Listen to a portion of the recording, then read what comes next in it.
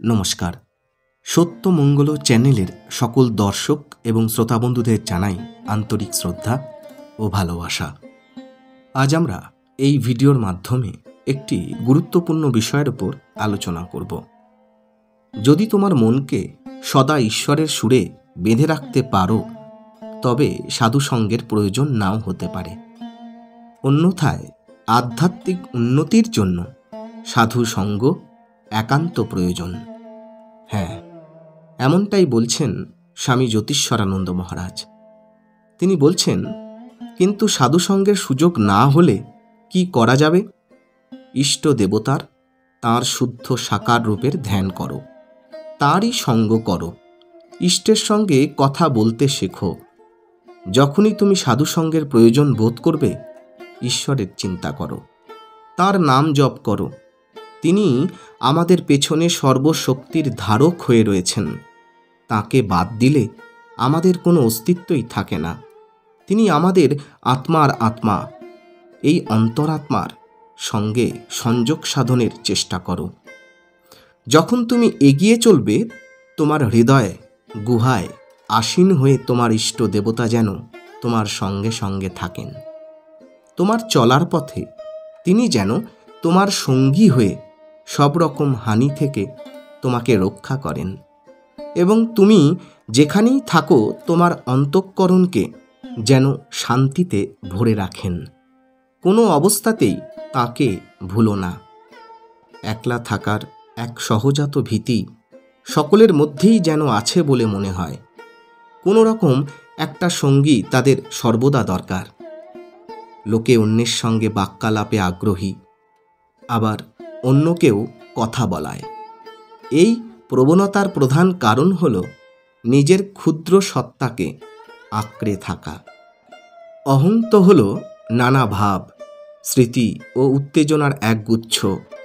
তাই এর কোনো রকম একটা অবলম্বন চাই। সাধারণত লোকে অন্য লোকেদের সমর্থনকে অবলম্বন করে অহংত্ব বজায় রাখতে চায়। কিন্তু যারা অন্তর থেকে নিজ ব্যক্তিত্বকে একটি পূর্ণ রূপ দিতে সমর্থ হয়েছে, তাদের আর বাহ্য অবলম্বনের প্রয়োজন হয় না। তাদের ক্ষেত্রে ব্যক্তিত্বের ভরকেন্দ্র পুরাপুরি অন্তরেই থাকে। মানুষের জানা শ্রেষ্ঠ সমন্বয়ী শক্তি হল মহত্তর আত্মা, পরমাত্মা। শান্তিতে থাকবার জন্য এর ওর কাছে ছোটাছুটি করার প্রয়োজন নেই। একলাই শান্তিতে থাকো। কেবল একলা থাকলেই তুমি ভগবৎ সঙ্গ আরও স্পষ্টভাবে অনুভব করতে পারবে। ঈশ্বরের সঙ্গে একলা থাকো। অন্তর দেবতার সঙ্গই আমাদের পক্ষে যথেষ্ট। এই বিষয়ে একটি সংস্কৃত শ্লোকে বলা হয়েছে, তমেব মাতা চ পিতা তমেব, তমেব বন্ধুশ্চ সখা তমেব, তমেব বিদ্যা দ্রবিণং তমেব, তমেব সর্বং মম দেব দেব। হে প্রভু, তুমি আমার মাতা, তুমি আমার পিতা, তুমি আমার আত্মীয়, আমার বন্ধু, তুমি আমার বিদ্যা, আমার ধন, তুমি আমার সব। বুদ্ধের উপদেশ স্মরণ করো। গণ্ডারের মতো একলা স্বাধীনভাবে বিচরণ করো। এই ভাবটি ভাগবতের একটি অংশে উদ্ধব গীতায় সরল গল্পের মাধ্যমে পরিবেশিত হয়েছে, যাতে রয়েছে একটি কুমারী মেয়ের কয়েকজন পুরুষ অতিথিকে নিজ গৃহে আপ্যায়নের কথা।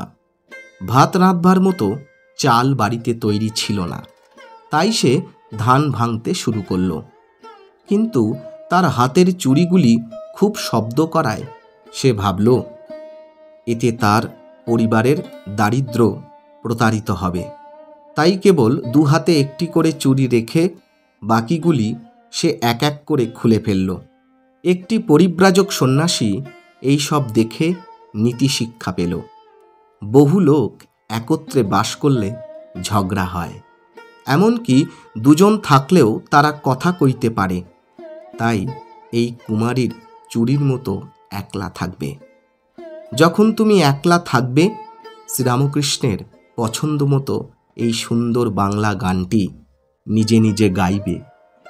নাথ, তুমি সর্বস্ব আমার, প্রাণাধার সারাৎসার, নাহি তোমা বিনে কেহ ত্রিভুবনে, বলিবার আপনার। তুমি সুখ শান্তি, সহায় সম্বল, সম্পদ ঐশ্বর্য, জ্ঞান বুদ্ধি বল।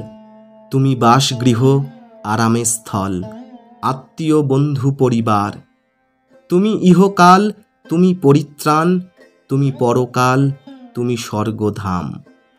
তুমি শাস্ত্রবিধি, গুরু কল্পতরু, অনন্ত সুখের আধার। তুমি হে উপায়, তুমি হে উদ্দেশ্য, তুমি স্রষ্টা পাতা, তুমি হে উপাস্য। দণ্ডদাতা পিতা, স্নেহময়ী মাতা, ভবার্ণবে কর্ণধার তুমি।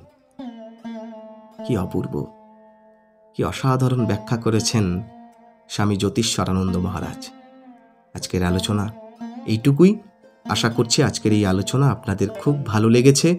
আর সত্যিই যদি ভালো লেগে থাকে তাহলে প্রতিদিনের মতো ভিডিওটিতে একটি লাইক, শেয়ার, কমেন্ট ও চ্যানেলে যারা নতুন এসেছেন তারা চ্যানেলটিকে সাবস্ক্রাইব করে সত্যমঙ্গল চ্যানেলের পাশে থাকবেন।